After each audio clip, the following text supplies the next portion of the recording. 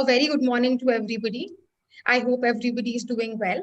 Today, we are here to discuss a couple of things that can help us take care of our mental health and ensure that we are doing well. Okay. So I'm sure you must have seen the topic. So today we're going to be discussing about mindfulness. Let's start with what mindfulness is. Let's start with a couple of words that people use to define mindfulness. One of the things that people use is calm, meditation, aware, attentive. When we talk about mindfulness, it is about conscious awareness, which means you know what's happening, you're able to attend what's happening, and you are aware. Let me start with a story that will help you understand what mindfulness means and how can it help us. There is one word that we use when we talk about being calm, being controlled, or being mindful. That word is called Zen. So when you are at Zen, Z-E-E, Zen is a state of mind where you are really calm and you are content with what you have. So in this story, I have a Zen master, a person, a saint, anybody you can pick who has mastered the state of Zen. And he has one student. The student also wants to achieve, to be able to feel how Zen is. He also wants to master the state of Zen. One fine day, this student asked his Zen master, so, master, how long do you think it takes for a student like me to reach the Zen state? The master says 10 years. The student feels like it is too much time. The student then says, okay, master, but what if I work really, really, really hard? Then how long will I take to become the Zen master like you? The master says 20 years. The student gets disappointed. He says, but what if I work really, really, really, really, really, really, really hard? And I give all my time, I work really hard. Then how long will I take? The master says 30 years. The student is very disappointed now. He finally asks, but master, every time I tell you I will work harder, my time increases. Every time I tell you I will give my 100%, I will be really focusing. You tell me it's going to take me longer. How is that possible? The Zen master then replies, if you keep your one eye at your goal, you will have only one eye at your path, which means mindfulness means that you need to focus in the here and now. If you give your 100% in your here and now, your journey, your destination, you will reach your destination faster. If you somehow learn to enjoy your journey and focus less, if you keep both your eyes where you are, you will not take longer. So that is why if you are able to focus in the here and now, if you are able to be mindful, not only will you be productive, you will also be able to stay happy. What are the two ways in which mindfulness can help us? Mindfulness can help us in several ways, from being able to meditate, from being able to be more productive, to reach your higher self, to be as productive as you can be. But let's focus on two very simple things. So, what will happen if I am mindful? Two things. Number one, you will be able to attend more, which means your attention will increase. So let me give you an example here. Let's look at thoughts that you have in your head as bubbles. So let's say you are having a lot of bubbles in your head. Okay. These bubbles are the thoughts that your brain is giving you all the time. So a lot of people share this that their brain is never at rest. They always have something or the other. So they always have some bubble popping up in their head. These bubbles could be, these thoughts could be, thoughts of bubbles could be either memories, so you're thinking about something that happened in the past. These could be dreams from the future. You could be thinking about what you want to do, what snack you want to have in the evening, what you want to talk to your friends about, what do you want to do on the weekend. These could be dreams. You could have ideas, which dress you want to wear, how will you score more in the game you are playing. These are all the thoughts that you are having. Now, if we were to think of these thoughts as bubbles, because they keep appearing, they keep disappearing, mindfulness is the ability to focus on the bubbles and to burst the ones you don't want to have. So, if you are having an unpleasant memory, you don't have to push it away. You can address the bubble, look at the bubble, and burst the bubble. So, if you talk about being more attentive, For if I have 10 bubbles in my head, 10 ideas, 10 memories, 10 distracting thoughts, and if you ask me to attend here, listen to what the teacher is saying, listen to what is happening here, listen to what my parent is telling me, I will not be able to attend. But if I am mindful, which I am aware of these bubbles and I pop the right bubbles, I will be able to attend more. So, in one way, the mindfulness can help is by ensuring that I am more attentive. So, being mindful can help me become more attentive as a person. Second thing, what will happen? You will be able to be more kind to yourself and to others. Now, how will that happen? If you are aware that you're feeling sad, if you are able to notice that bubble of sadness and you're able to focus on it, you will know what to do about it. You will know how to be kind to yourself. So we don't have to disappear, we don't have to uh, ignore the bubbles, we just have to be mindful of it, which means consciously aware.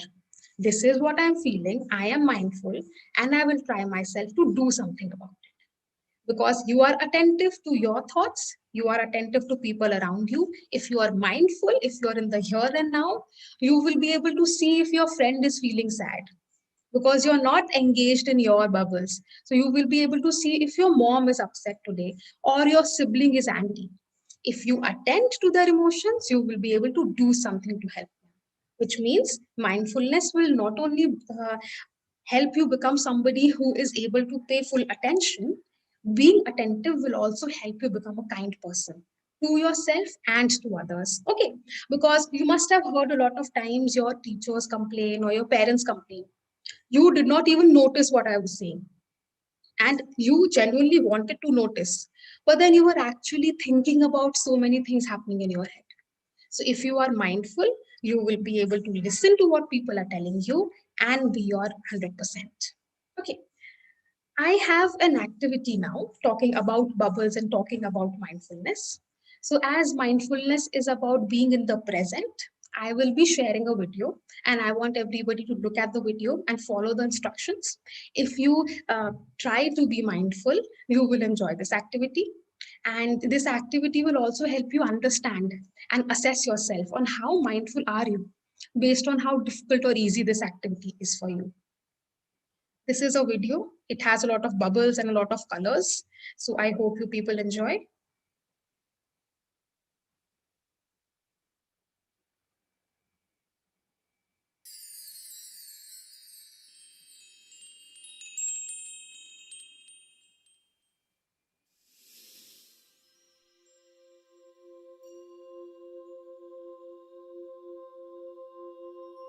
Mindful looking.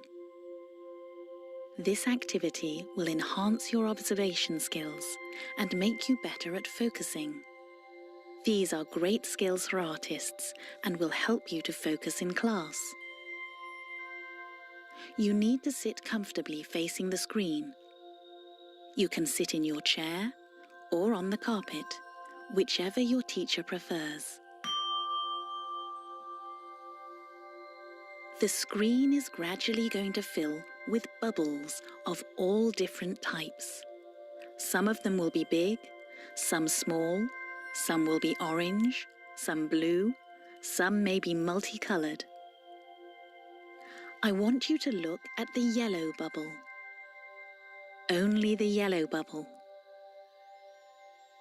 Follow it wherever it goes with your eyes.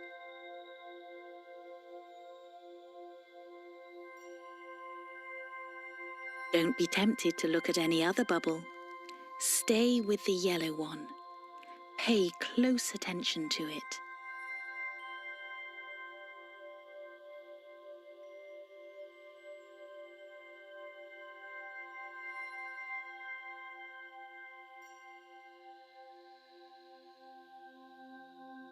Now look at the blue bubble.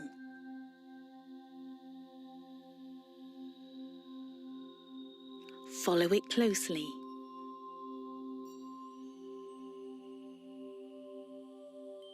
Keep looking.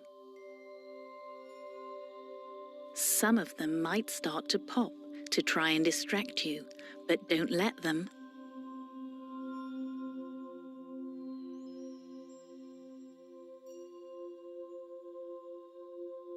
Now switch to the green one.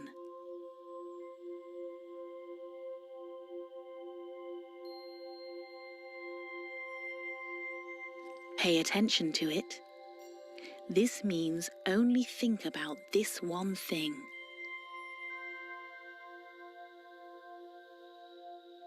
Keep track of it, even if it goes behind another bubble.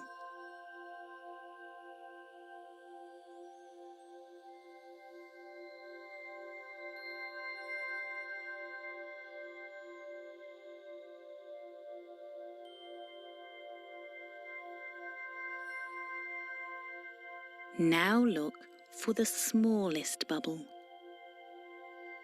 Your eyes will have to scan over the whole screen to spot it.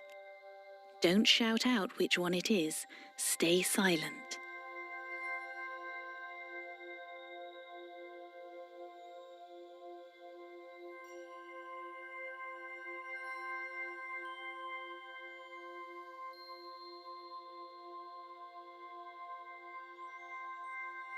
Now pay attention to the fastest bubble.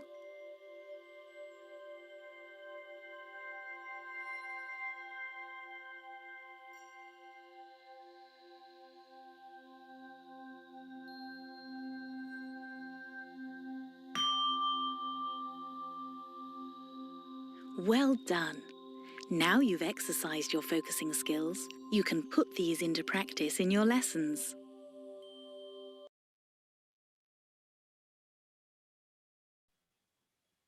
So you see, when you were doing this task, you had to focus on a lot of things.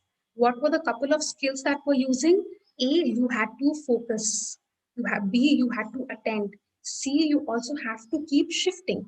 First, they asked you to focus on yellow, then they moved to blue, then they moved to the smaller one, then they moved to the faster one.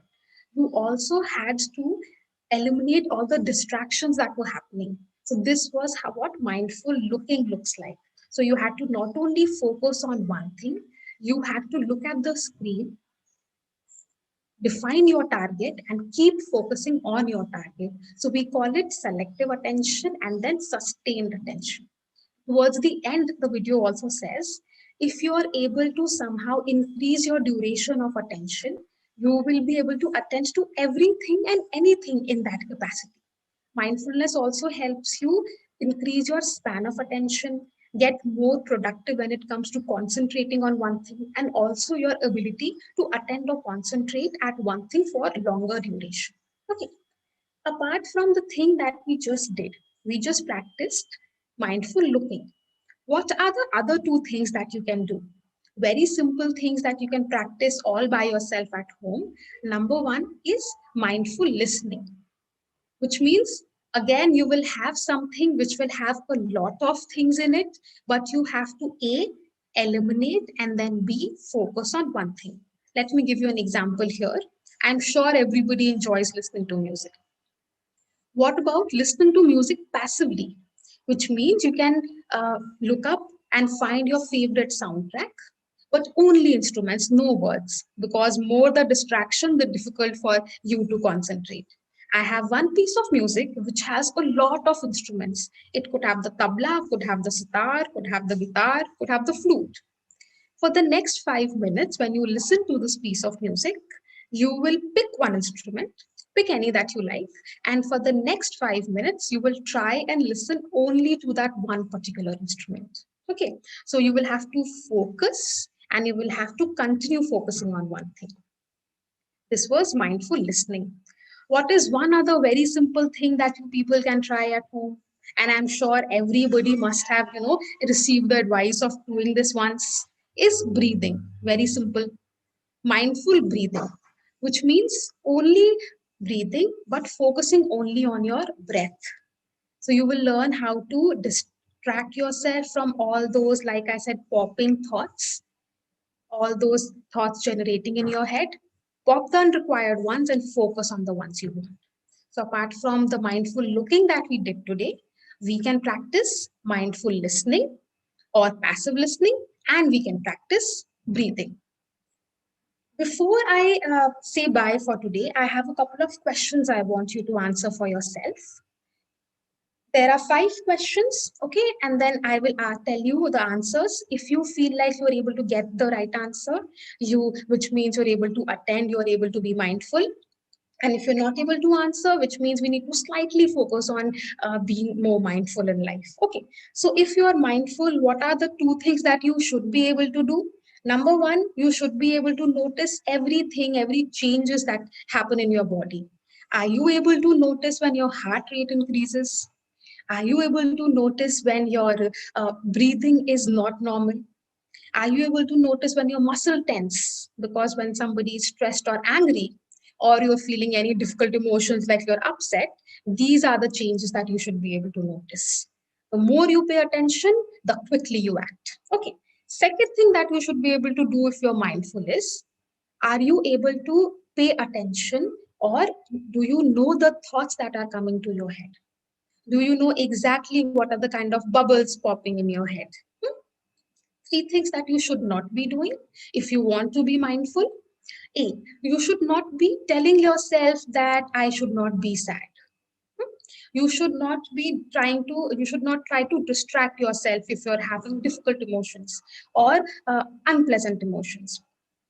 See, you should not try to keep yourself busy so that you do not have to pay attention on these thoughts. So if you get upset, if you try to distract, or you think keeping busy is the right way to escape from these negative thoughts or these unpleasant emotions, you are trying not to be mindful and you're trying to escape.